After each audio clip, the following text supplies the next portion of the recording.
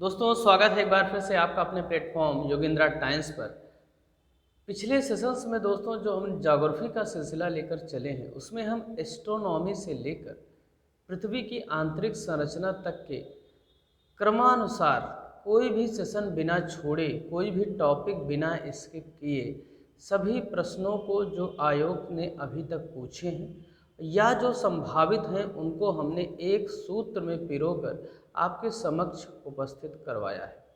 हमारा पूरा प्रयास रहा है कि अगर उस किसी भी संदर्भित टॉपिक से कोई प्रश्न भविष्य में पूछा जाए तो आपका गलत ना हो। इसी क्रम को जारी रखते हुए मैं योगेंद्र तिवारी आज बात करूंगा पृथ्वी में भूकंपीय तरंगों के आधार पर किए गए विश्लेषण पर।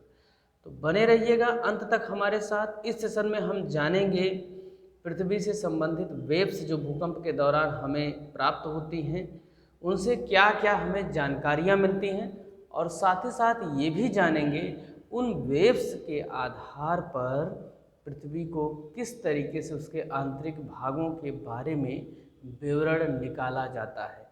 तो आइए दोस्तों शुरू करते हैं आज के सेशन को। सबसे पहले हम बात करते हैं भूकंपों से प्राप्त होने वाली जानकारी के बारे में।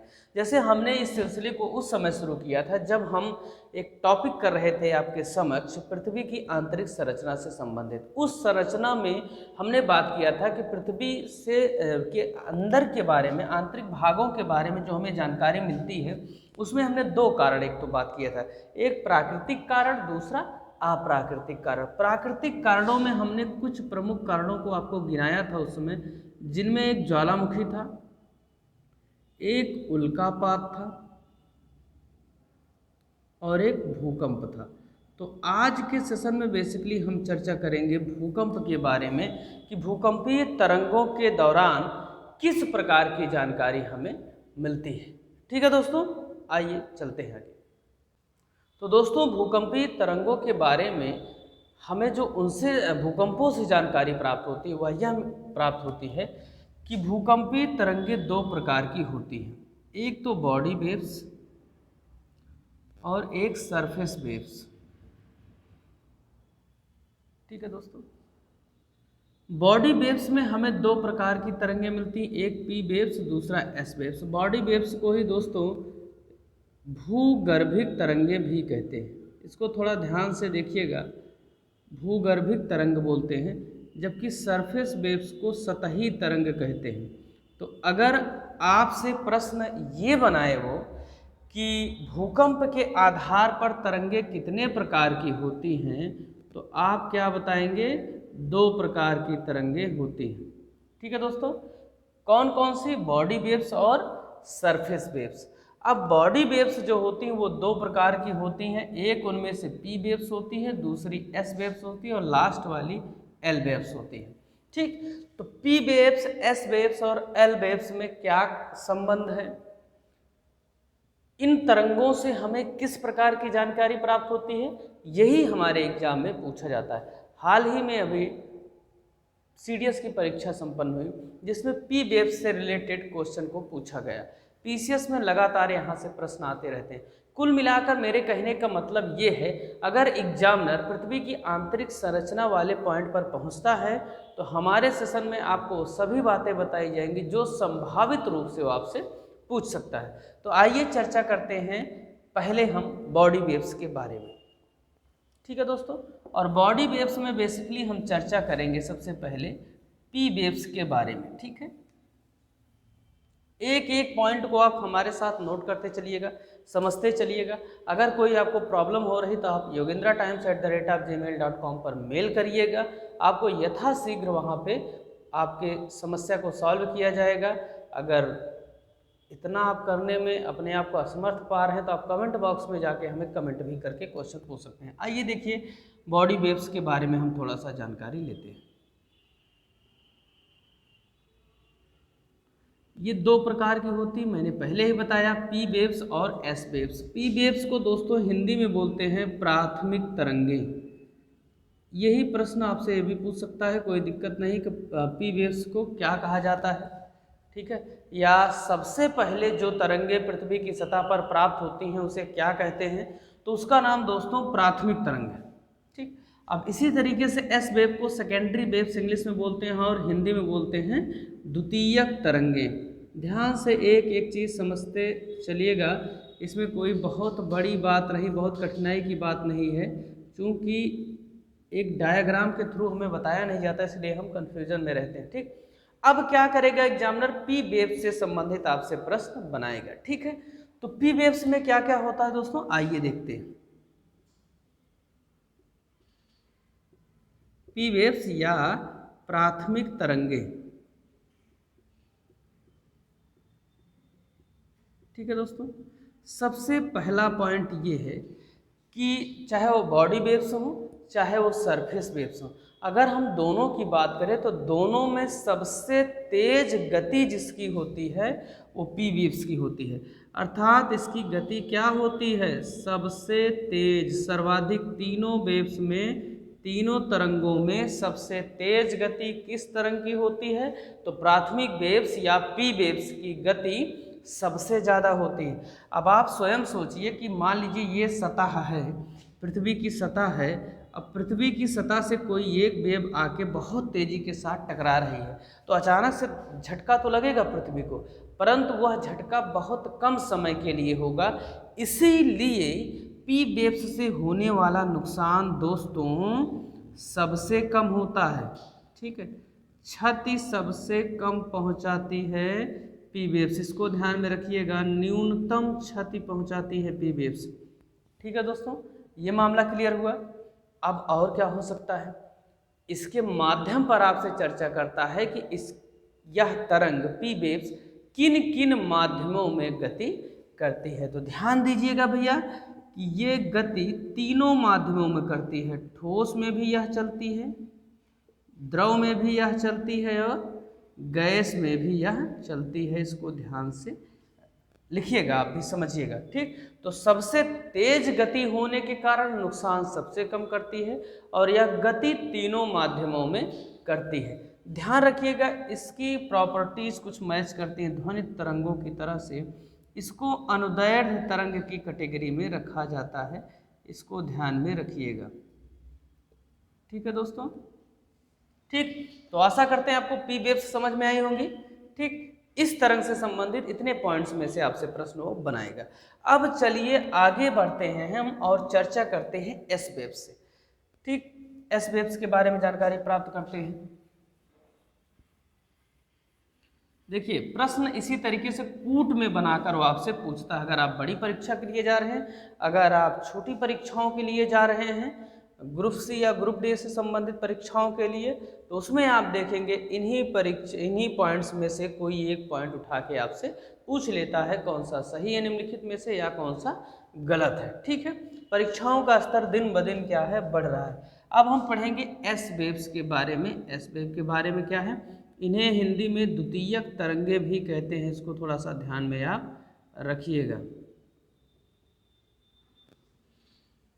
ठीक है दोस्तों, अब देखिए द्वितीयक तरंगों में सबसे पहला जो पॉइंट है वह यह है कि ये सिर्फ ठोस में गति करती हैं, सिर्फ ठोस में चलती हैं, बाकी में ये विलुप्त हो जाती हैं। इसको ध्यान में रखिएगा।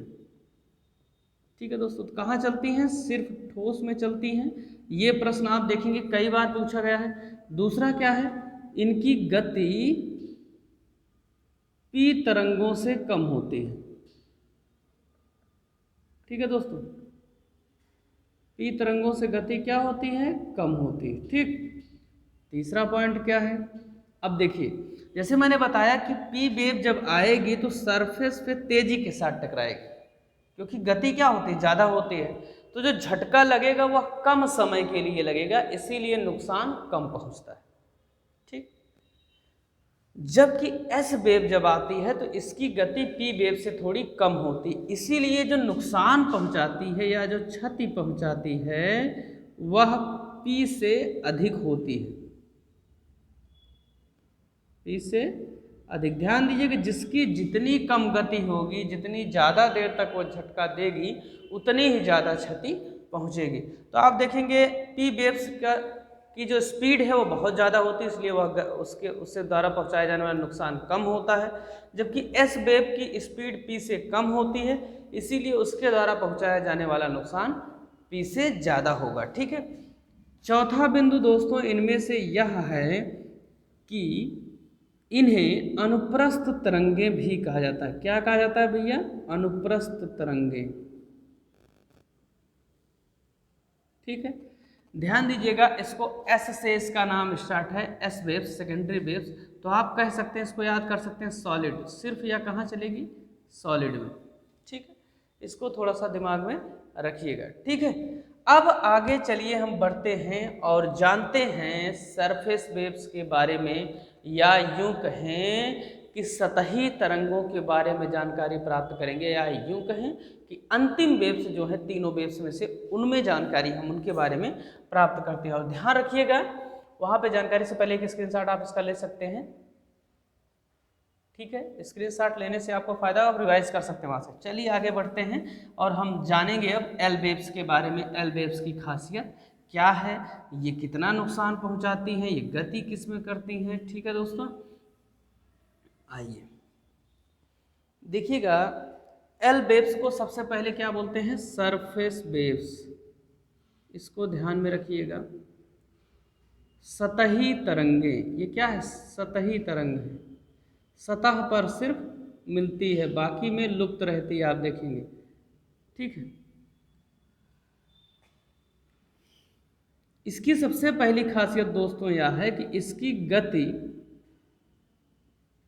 तीनों तरंगों में न्यूनतम होती है। क्या होती है? तीनों तरंगों में न्यूनतम। ये कई बार एग्जाम में पूछा जा चुका है, कुछ यहाँ से पहाड़ नहीं पूछता, इसी तरीके के प्रश्न पूछते हैं कि तीनों तरंगों में सबसे कम गति किसकी होती है? एल वेव्स की होती है। ठीक है, एल वेव्स को इसीलिए क्या बोलते हैं? अंतिम तरंगे। अंतिम तरंग क्या बोलते हैं दोस्तों? अंतिम तरंग या लास्ट वेव। ठीक है, इसको ध्यान में रखिएगा, थोड़ा समझ में आ रहा है। अब चूंकि गति क्या होती है? न्यूनतम होती है, इसलिए इसके द्वारा जो क्षति पहुंचेगी, जो नुकसान पहुंचेगा, वह दोस्तों क्या होगा? सर्वाधिक होगा। इसको ध्यान में रखिएगा, ये बातें आपसे एग्जाम में पूछी गई हैं कई बार। ठीक है, कि तीनों तरंगों में सबसे ज़्यादा नुकसान कौन सी तरंग पहुंचाती है? एल वेव्स पहुंचाती है। क्यों पहुंचाती है? कि वो जो मोशन करती है उसका मोशन जिग जैग मोशन होता है। ठीक, तो पूरी सतह को ये झंकारते हुए एक तरीके से चलती है, पूरी सतह में, पूरे सरफेस में क्या करती है? हलचल मचा देती है। इसी कारण से सर्वाधिक क्षति इससे पहुंचती है। चूंकि इसे लब नामक भूगोलवेत्ता ने खोजा था, इसीलिए इसे लब वेव भी बोलते हैं। यह भी प्रश्न आपसे बन सकता है। ठीक है, लब नामक भूगोलवेत्ता ने खोजा, इसीलिए इसे लब वेव्स भी बोलते हैं। सर्वाधिक नुकसान पहुंचाती है। यह जो गति करती है वो कैसे करती है? जिग जैग मोशन में करती है। इसको आप थोड़ा सा याद रखिएगा।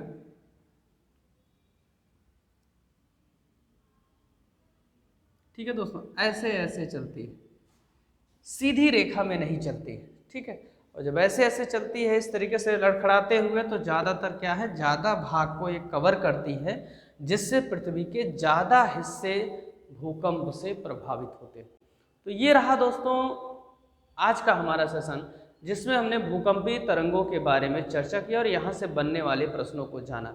ठीक है, सीमित समय में अगला सेशन हम जल्दी ही आपके बीच लेकर आएंगे, जिसमें हम चर्चा करेंगे इन्हीं भूकंपीय तरंगों के आधार पर किस तरह से पृथ्वी के आंतरिक भागों को बांटा गया है, जिसमें हम पढ़ेंगे क्रस्ट मेंटल कोर के बारे में और अपनी मिथकों को, अपनी गलत अवधारणाओं को सही यथार्थ रूप में जानेंगे कि आखिर पृथ्वी के अंदर की संरचना कैसी है। और वहीं पर जानेंगे कॉनरैड, गुटेनबर्ग, लेहमान आदि संरचनाओं के बारे में, जहाँ से लगातार प्रश्न पूछे जाते रहे। तो बने रहिएगा हमारे साथ। धन्यवाद।